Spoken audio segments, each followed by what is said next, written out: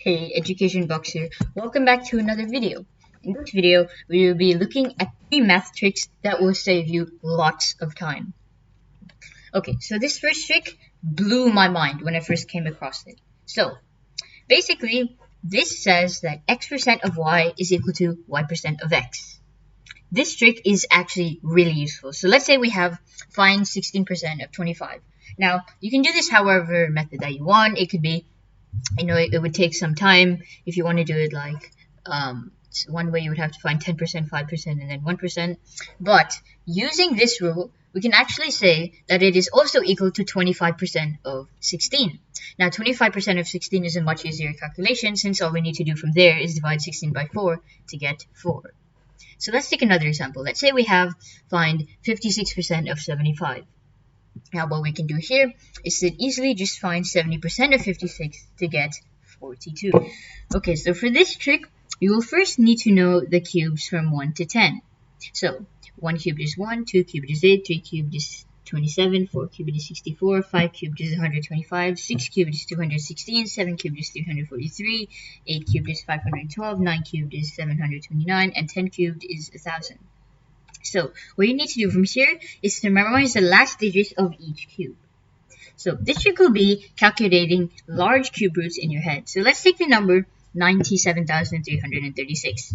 So what we want to do from here is to ignore every other digit apart from the last digit, which is 6. So now let's see which cube it matches. Well, 6 cubed is 216. The final digit is 6, and the final digit of this is also 6. So 6 will be our second digit. Now this is just a coincidence that that 6 cubed ends also with a 6. However, it doesn't need to since like 7 cubed is 343. So let's just take 6 as our second digit.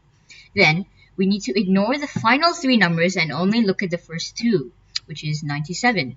Then we need to find the cube that goes closest to it but doesn't go over it. So 4 cubed is 64 and 5 cubed is 125. As you can see, 5 cubed goes above, so 4 cubed would be the one that is closest. So as you can see now, we have the number 46, and that is our cube root. And you can test it. 46 cubed is 97,336. Pretty cool, right? Okay, so this third trick will be very useful when you want to square any 2-digit numbers. So let's take an example with squaring a 2-digit number. Let's say you want to square the number 67. So what you would want to do is to first square the first digit of that number. So 6 squared is 36. Then you want to square the second digit of that number, which is 7. And 7 squared is 49. So then you have 2,649. Then you need to multiply the two numbers and then double them. So 6 times 7 is equal to 42. 42 times 2 is equal to 84. And then all you need to do is add those two numbers together to get your answer. So 3,649 plus 84 is equal to 4,489, which should be the answer to this question.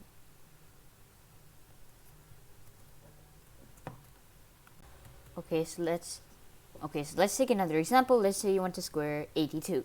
So 82 squared. So then you need to first do 8 squared, which is 64, and then 2 squared, which is 4. But since it's a 1-digit number, we would have to write 04. So we would have 6,404. Then we would need to multiply those two numbers together and then double them. So 8 times 2 is 16. 16 times 2 is 32. And then if you add them correctly in the right columns, then you get 6,724. Pretty simple, right? So there is actually a formula for this. So basically what the formula for this is basically a plus b squared is equal to a squared plus 2ab plus b squared.